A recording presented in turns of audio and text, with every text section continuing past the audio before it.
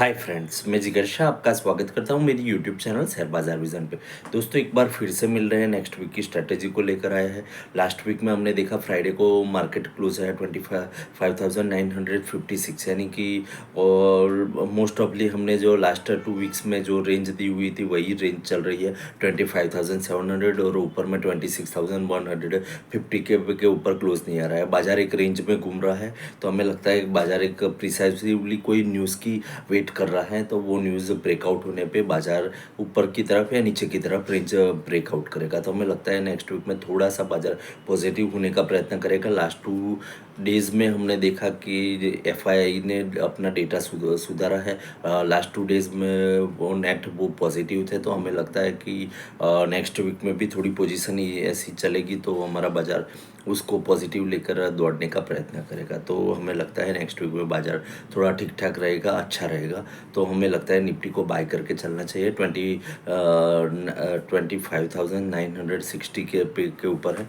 25,952 से 26,000 के बीच में कहीं पे भी चांस मिलता है तो निफ्टी को बाय करके चलना चाहिए। ऊपर में पहला हमारा टारगेट रहेगा 26,150, और दूसरा टारगेट रहेगा 26,280। तीसरा टारगेट रहेगा 26,350। 350 400 एक रेजिस्टेंस लेवल है, उसको क्रॉस करने में टाइम लगेगा। तो 26,400 हमारा नेक्स्ट टारगेट रहेगा। उसके ऊपर क्लोज आता है तो हमें फिर से रिव्यू करना पड़ेगा और टारगेट को भी फिर से रिव्यू करना पड़ेगा। बट ओवरऑल हमें लगता है कि अभी भी 400-500 पॉइंट की वही रेंज रहेगी। 150 को ऑलरेडी के ऊपर क्लोज देने का मार्केट प्रयत्न करेगा, हमें लग रहा है।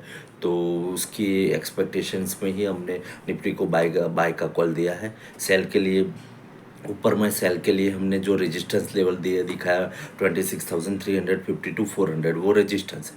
नीचे में वहाँ पे आपको निफ्टी को सेल करना है। ऊपर में 450 का एसएल है। तो 26,450 पे निफ्टी क्लोज आया तो ब्रेकआउट बनेगा। फिर से 400 से 500 पॉइंट का ऊपर की तरफ ब्रेकआउट हो जाएगा तो वहाँ पे निफ्टी को कट करना पड़ेगा।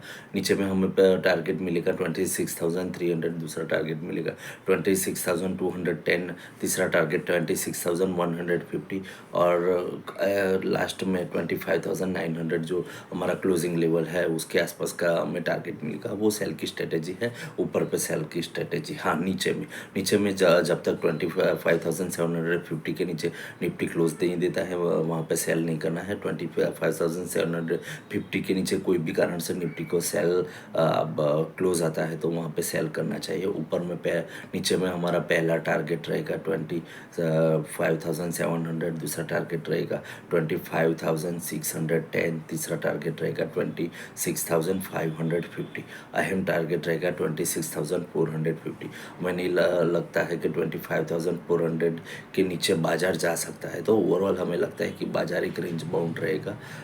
बाजार नेक्स्ट वीक में ऊपर की तरफ रेंज तोड़ने का प्रयत्न करेगा, तो सेल की हमें कोई बहुत गुंजाइश नहीं लग रही। हाँ, 450 के बीच में आप चांस मिलता है तो वहाँ पे सेल कर सकते हो। वहाँ पे रेजिस्टेंस लेवल स्ट्रॉन्ग है, वहाँ से सेल करने में भी 150 टू 200 पॉइंट्स का मिनिमम गेन मिल जाएगा। तो वो लेवल्स के हिसाब से निफ्टी को सेल करना चाहिए। ओवरऑल हमें लगता है कि बाजार एक रेंज तोड़ने का प्रयत्न करेगा। कुछ प्रिसाइसिवली मार्केट एक्सपेक्ट कर रहा है, वो प्रिसाइसिवली कोई रीजंस आना चाहिए। एक एनबीएफसी के लिए पॉजिटिव न्यूज़ भी आ चुका है। श्रीराम में जापानीज कंपनी 40,000 करोड़ का इन्वेस्टमेंट दे रही है और 20% का स्टेक ले रही है। एंड पूरे एनबीएफसी के लिए एक बहुत पॉजिटिव मूव है। तो हमें लगता है कि ये पूरी बैंक एनबीएफसी और बैंकिंग दोनों को सपोर्ट करने का काम करेगा। तो मंडे को हमें एनबीएफसी और बैंकिंग में भी बहुत बढ़िया तेज़ी दिखने को मिलेगा। तो ओवरऑल हमें लगता है बाजार अच्छा है। बाजार का मूड खराब होगा तो 700 के नीचे ही खराब होगा। और वहाँ बस लास्ट 6 टाइम से उसने बाजार ने 25,700 को ब्रेक नहीं किया हुआ है। 750 के बीच में आके वापस आ रहा है वो 26,000 के ऊपर। तो हमें लगता है कि ये रेंज अभी नहीं टूटने वाली है। तो स्ट्रॉन्ग सपोर्ट लेवल हमने वहीं पे बनाया हुआ है, और हम रेजिस्टेंस लेवल ऊपर में 150 का है। वो ऑलरेडी हमें लगता है कि कल ओपनिंग में वो ब्रेकआउट हो जाएगा और 100 450 के ऊपर बंद आ जाएगा तो एक मूव और 300-400 पॉइंट के लिए ऊपर हो जाएगा, तो 450 का एक ऊपर रेजिस्टेंस होगा, तब तक के लिए हमारी रेंज ओपन हो जाएगी।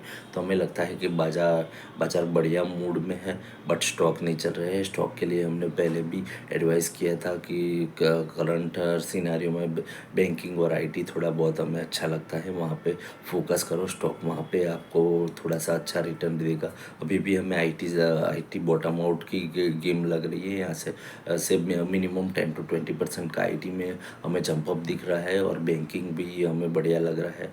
ये श्री राम का जो न्यूज़ ब्रेकआउट हुआ है, तो उसके हिसाब से बैंकिंग के लिए और एनबीएफसी के लिए बढ़िया माहौल है।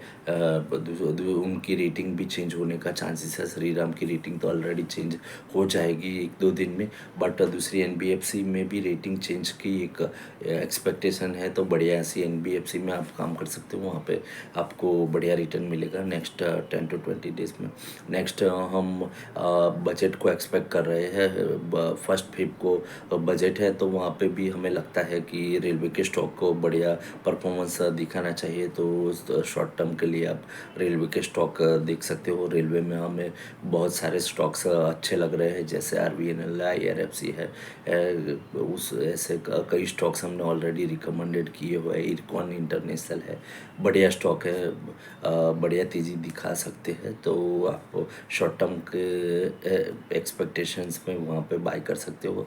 1 और 1.5 मंथ का आपका एक स्टैंड ऑन रहेगा स्टॉक में, वहाँ से आपको 15 या 20% की एक जंप मिल सकती है। तो सो फ्रेंड्स, नेक्स्ट में कैसे स्टॉक्स आपको पसंद करना है वो आपके ऊपर डिपेंड है, बट हमें लगता है कि ये सेक्टर परफॉर्म कर सकता है। तो सेक्टोरियल हमने आपको बताया, हमें रेलवे के स्टॉक्स अच्छे लगते हैं, बैंकिंग और एनबीएफसी तो बहुत बढ़िया ऑलरेडी पूरे साल के लिए लग रही है।